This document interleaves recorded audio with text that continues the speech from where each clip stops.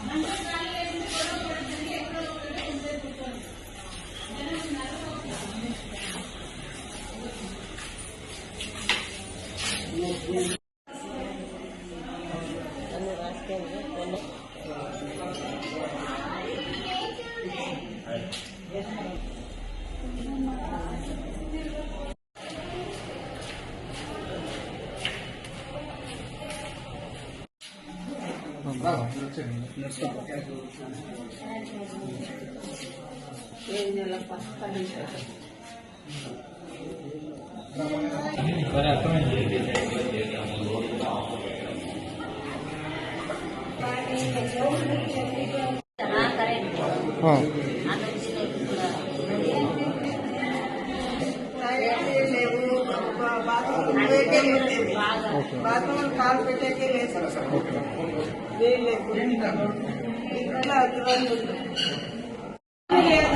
నాకు ఎక్కడ ఎట్లా ముగ్గులు అన్న పిల్లలు పని పిల్లలు బాత్రూమ్లు అట్లే ఉన్నాయి, బాత్రూమ్లు అదే కరెంట్లు పిల్లలు బాడీ ఊళ్ళని అట్లా కూడా ఇంకా ఉంటాయి. వందలాది మంది పేషెంట్లు మళ్ళా పేషెంట్లు చూసుకునే అటెండర్లు ఇబ్బంది పడుతున్నారని చెప్పి నాకు 3 రోజులుగా చాలా మంది ఫోన్ కాల్ చేసి చెప్పినారు. ఈరోజు నిన్న నైట్ నేను వచ్చిపోయినాను, ప్రాబ్లం సాల్వ్ అవుతుందన్నారని చెప్పి దీన్ని ఎందుకు మనం అనవసరంగా రాద్ధాంతం చేయాలని చెప్పి నేను వెయిట్ చేశాను. ఈ రోజు మార్నింగ్ 11 o'clock నేను వచ్చాను. నేను వచ్చిన 10 నిమిషాల్లోనే పవర్ వచ్చింది, ఇట్లాగే లైట్ పడింది. ఇప్పుడు మళ్ళా ఈ రోజు రాత్రి 8:30 అవుతుందా చెప్తా ఉంది. నేను ఇప్పుడు వచ్చాము, ఇప్పుడు వచ్చిన 10 నిమిషాలకే మళ్ళా లైట్ వచ్చింది. అంటే ఎవరైనా బాధ్యతాయుతంగా వచ్చి ఏం జరుగుతుందని అడిగినప్పుడు మాత్రమే ఏమన్నా ఇన్వర్టర్ యూజ్ చేసో లేదా డీజీ యూజ్ చేసో పవర్ వచ్చింది అంటే చేస్తున్నారేమో అనే ఒక అనుమానం కూడా కలుగుతా ఉంది. ఎన్నోసార్లు పవర్ సప్లై లేకపోవడం వల్ల, ఆక్సిజన్ సప్లై లేకపోవడం వల్ల ఎంతో మంది పేషెంట్లు ఎన్నో చోట్ల చనిపోయిన విషయాలు మనందరికీ తెలిసిన విషయమే. ఇక్కడ పవర్ సప్లై లేకపోవడం వల్ల ఏమైనా ఎమర్జెన్సీ ఒక ఆపరేషన్ చేయాలంటే ఏం జరుగుతుందో, ప్రాణానికి విలువ లేకుండా పోతుంది, ప్రాణాలు పోయే ఛాన్సెస్ కూడా ఉంటాయి. కాబట్టి ఏం జరిగింది అని చెప్పి ఈరోజు ఎవరైతే సూపరింటెండెంట్ గారు ఉన్నారో డాక్టర్ మేరీ గారికి ఫోన్ చేస్తే సూపరింటెండెంట్ మేడం ఏం చెప్పారు, నేను లీవ్ లో ఉన్నానండి అన్నారు. Day before yesterday she was on duty, I don't today she is on leave it seems. Okay, అలా చెప్పినారు. మేడం లీవ్ లో ఉన్నారు, సరే ఏం జరుగుతుంది? ఇంత పెద్ద 100 పడకల ఆసుపత్రికి డీజిల్ లేకపోవడం ఎవరి వల్ల ఇట్లా జరుగుతుందంటే, ఎవరో ఒక వ్యక్తి, ఒక పెద్ద మనిషి డీజిల్ జనరేటర్ గిఫ్ట్ గా ఇచ్చారు. అలాగే హాస్పిటల్లో జనరేటర్ కూడా ఉంది, ఇన్వర్టర్ కూడా ఉన్నాయి, అన్ని పని చేయకుండా పోయినాయంట. అన్ని ఒక్కసారి పని చేయకుండా పోతాయా అంటే లేదండి, ఎవరో ఒక పెద్ద ఆయన ఒక జనరేటర్ ఇచ్చాడు, 4.5 లక్షలు పెండింగ్ ఉందంట జనరేటర్. పెద్ద మనిషి ఇవ్వలేదంట.